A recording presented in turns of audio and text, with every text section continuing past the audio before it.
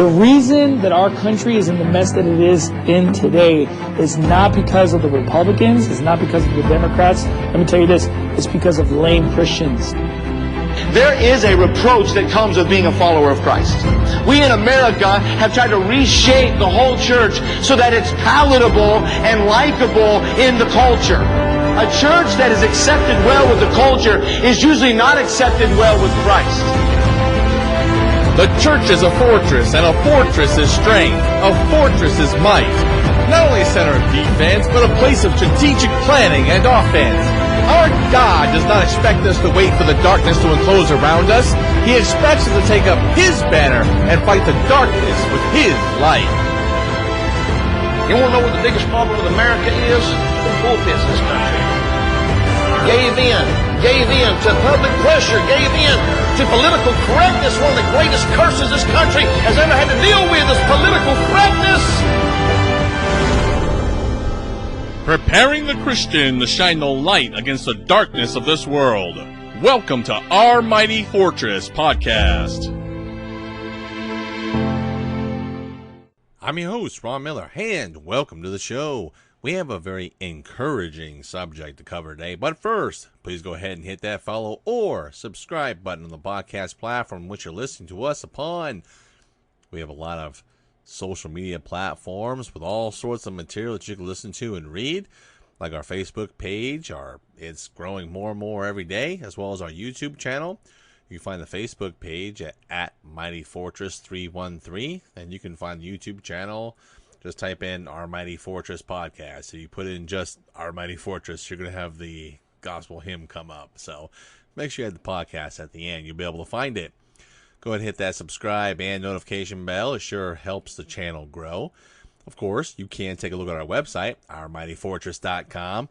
We've got all the articles and videos and even a link to our merch store there where you can help support the work. Of course, if you do feel so motivated to donate to the work that we do here, feel free to do so through our website and our established PayPal link. Of course, if we've helped you in some way through our work, we'd love to hear about it. Please tell us at ourmightyfortress@gmail.com. We go through the emails every now and again, and we'll be able to read it. By following and supporting the podcast, you let me know that you care about the subjects that we discuss. Today, I want to talk about the power of a positive outlook on life. This is very important because there were really only two outcomes to the choices that we make about any given situation that may arise in our life. Now, you could maybe break that down to more than two, but I would say it really funnels into two categories. It can either be a positive or a negative outlook, and it can even drastically affect one's physical and mental health. This is a definite truth. There are many biblical lessons that we can learn from this, and I don't think there's such thing as a godly pessimist. Pessimism is looking at life very negatively.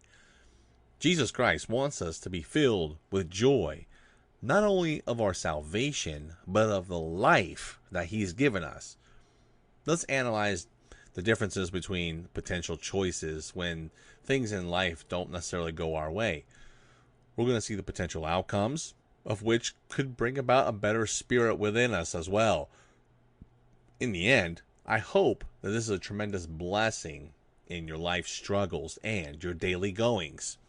With that introduction, let's get right into this.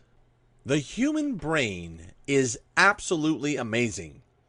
The brain also confounds scientists and what they think about the organ in our head. And what makes something conscious or living or the capability to think and ration and reason is very complicated because we are more than just our brain. Now, of course, this confounds secular science. And though science doesn't understand what makes life, God tells us that He's given us the breath of life, or in Hebrew, it's called the nephesh, or soul, that makes us alive and conscious of the world around us.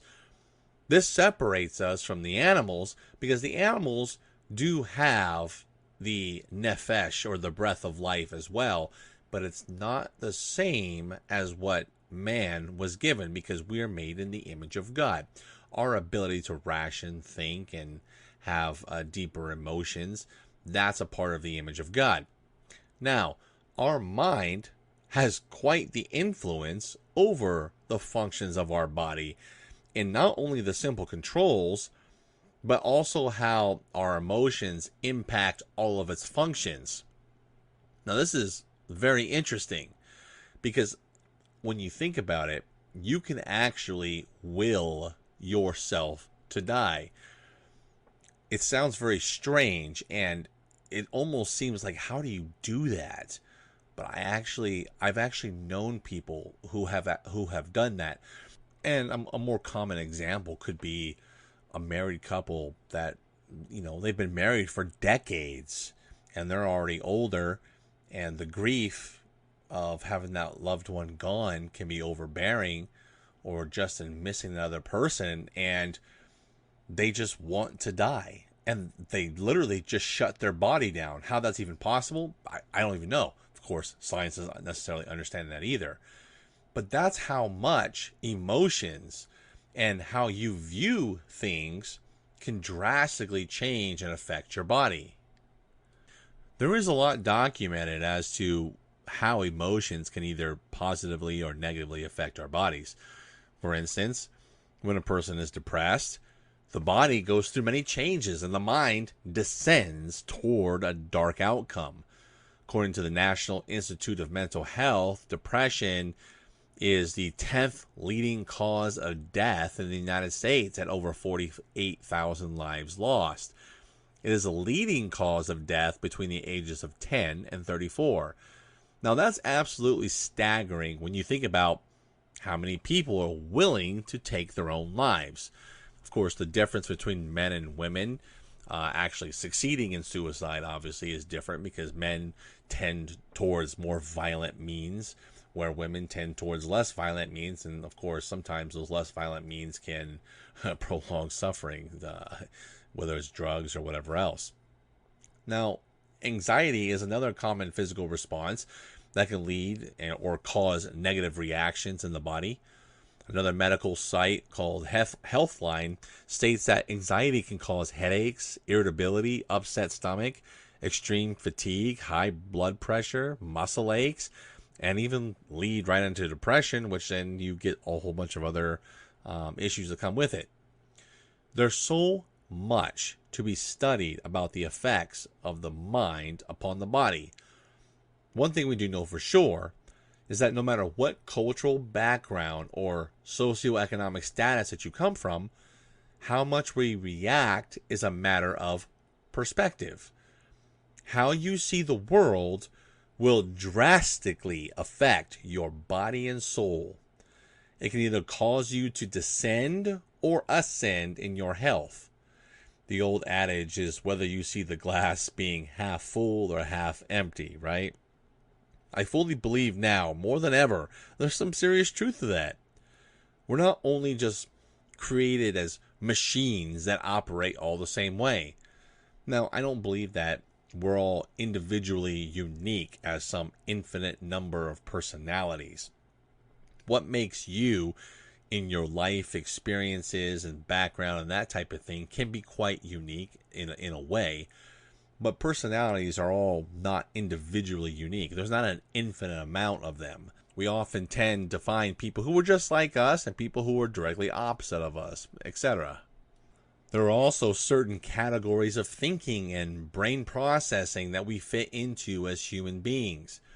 Knowing what category you fall into can kind of understand why, or help you understand why you feel the way that you do at times, and it allows you to be able to help make certain adjustments. We often meet people who are like us in thinking and personality, and those who are opposite, but the point of understanding is that how we can be able to deal with life's situations when they arise. Having a positive outlook in life is an individual choice that must be made no matter what kind of personality that you have. On the opposite side of the spectrum is being a pessimist. Pessimism is looking at life in a consistently negative way. There's no good outcome that can come of something. That's how that perspective would go. Well, a Christian cannot be godly and have the mind of Christ with that kind of outlook. I mean, that's for sure. God is not okay with us having a negative outlook in life because, one, that's not a very good witness for the gospel's sake, and also it's not reflective of God's character. So those two don't walk hand in hand. But look, most people aren't like that though, and outlooks can change depending upon how the day goes. Our mind and heart can be affected if we're not walking in the Spirit that day. We're capable of any response if we're walking in the flesh. Look, being positive is a learned trait, and it doesn't always happen naturally. Your first response when something negative happens is not, oh wow, look at this wonderful thing that happened to me. Well, I guess you could say that in a very sarcastic fashion, but you're not going to mean it, right?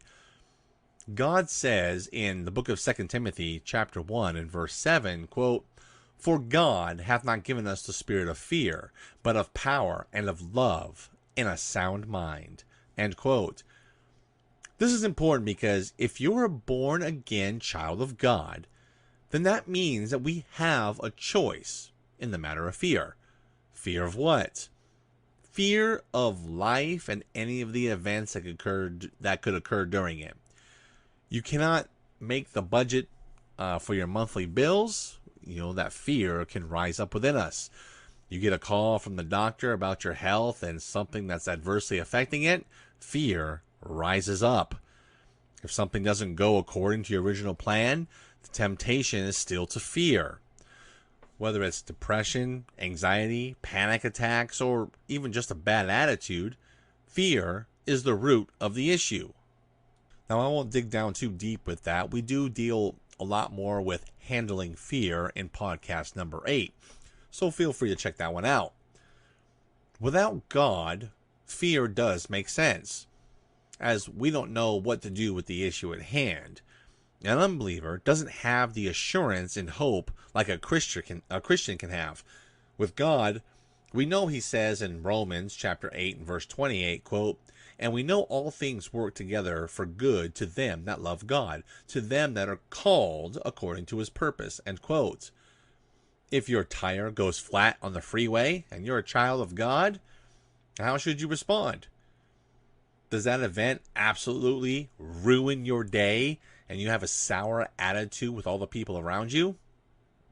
I often wonder if the events that happen in my life were used for a certain purpose. Sometimes you get to know and sometimes you don't. But I like to know more specifically to what end.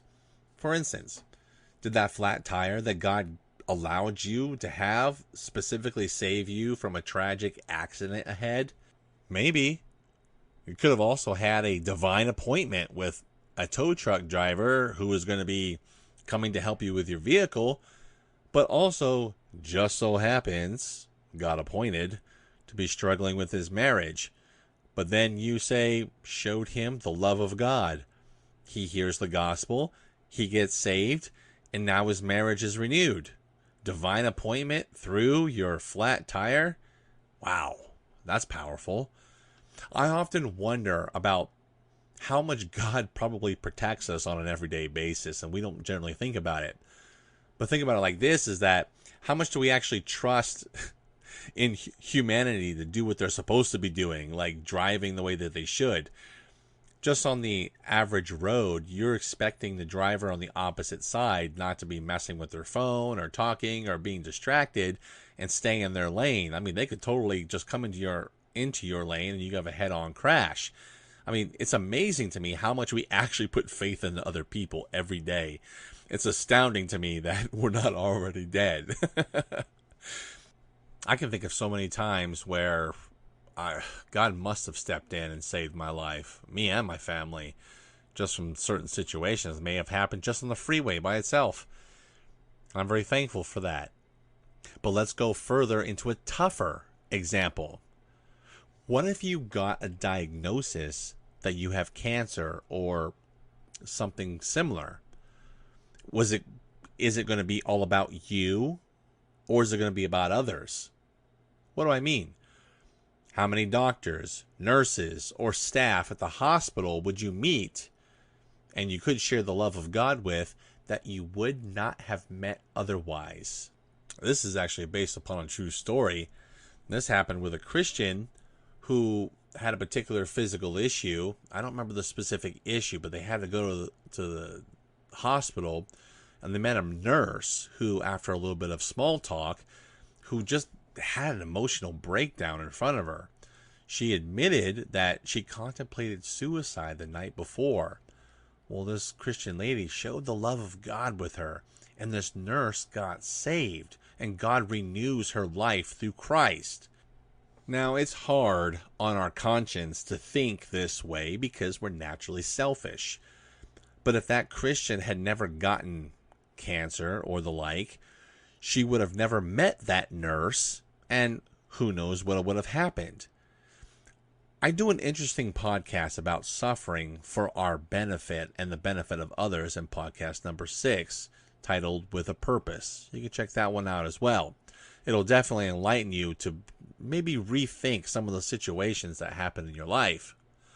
Now, even with my previous example, even if you decide to get upset and throw a fit or a temper tantrum or whatever, is it really going to change anything?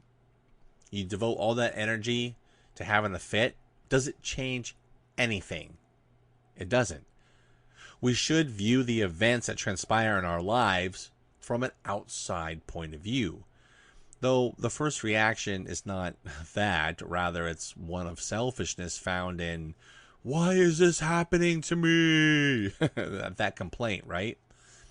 But remember, a pessimistic attitude is never of God, and God often rebukes those who take that point of view, even in the Bible. Now, there are times in Scripture where God has mercy and allows the person to collect themselves before advancing on, and they learn.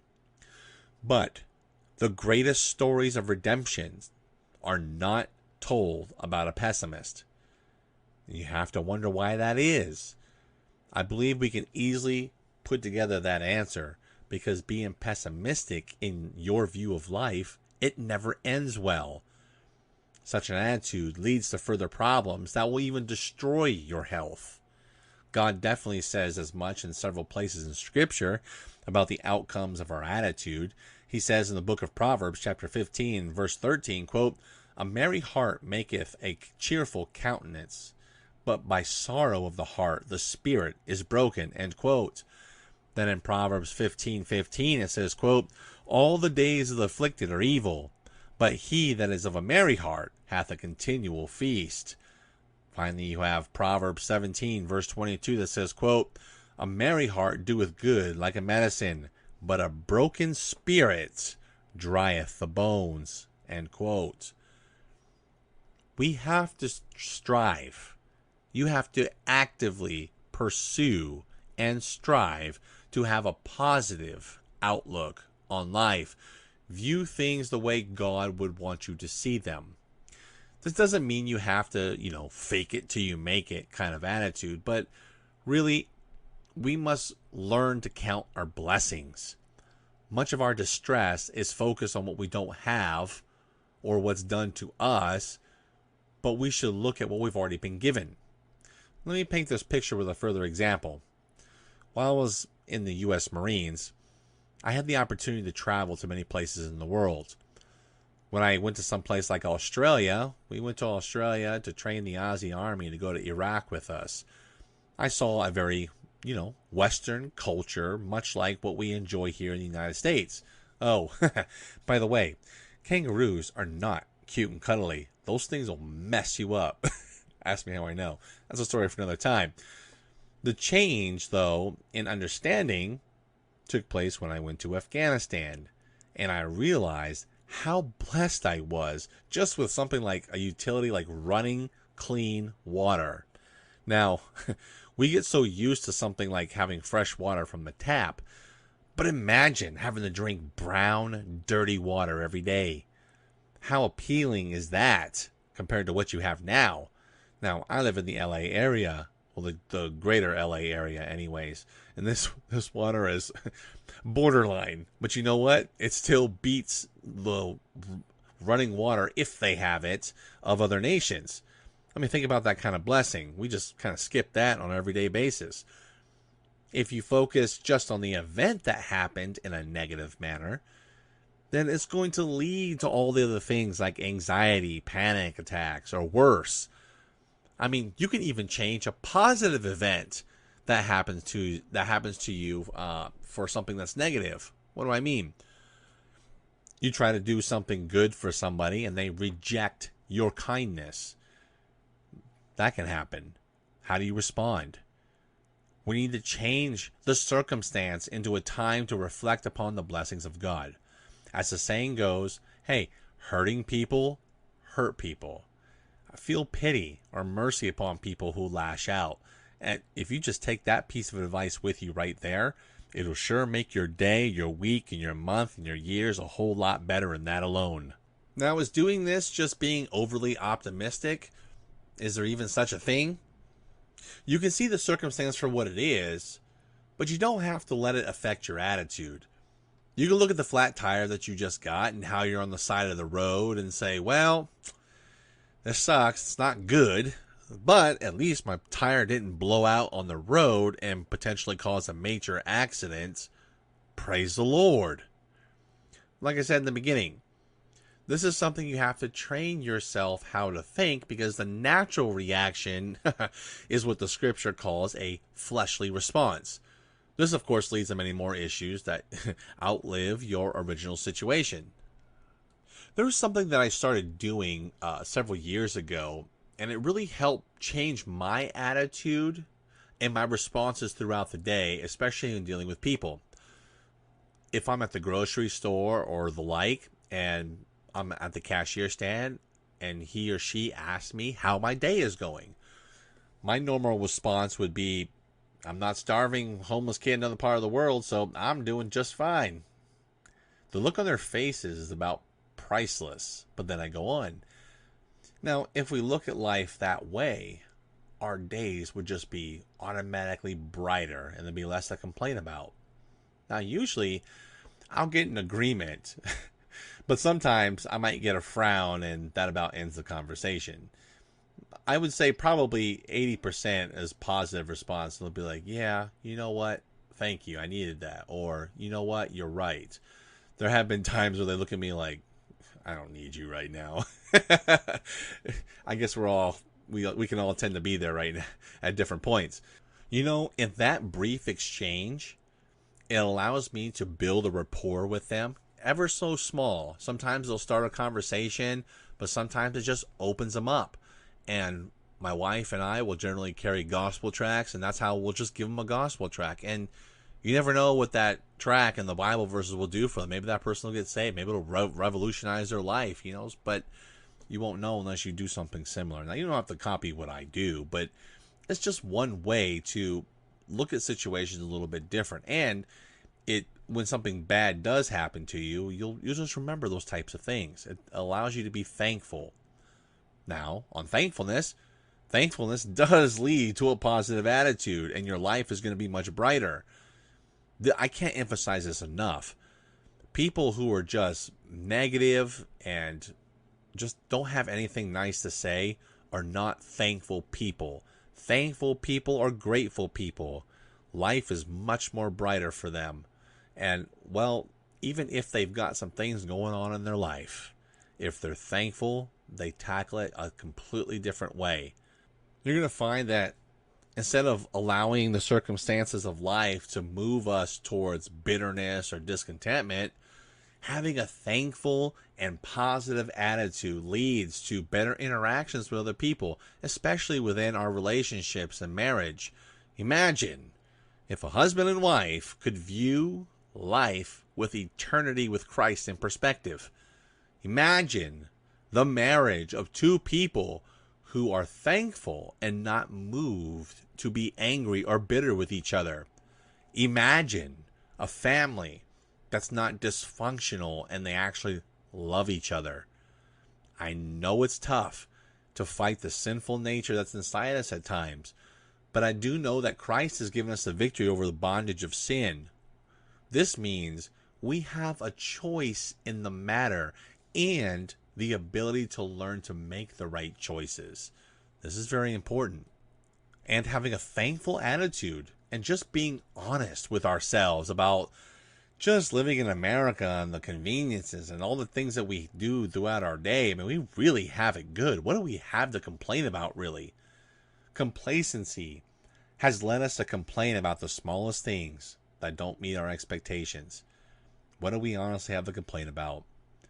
Like I said, there is so much suffering in the world, and there is hardly a person here in this country that even endures anything like that. Now, we don't want to see it that way because we're selfish by nature. But that's why having a change of mind on how we react to situations really does make the difference between your health failing or succeeding. Having a changed mind in our reactions really does make a difference in our daily relations with other people. It takes practice, but anyone can learn to have a whole load taken off their shoulders by having a positive, godly outlook. I want to thank you for listening. And be sure to follow us on the podcast media. Please take a look at our website, ourmightyfortress.com, and subscribe for more updates.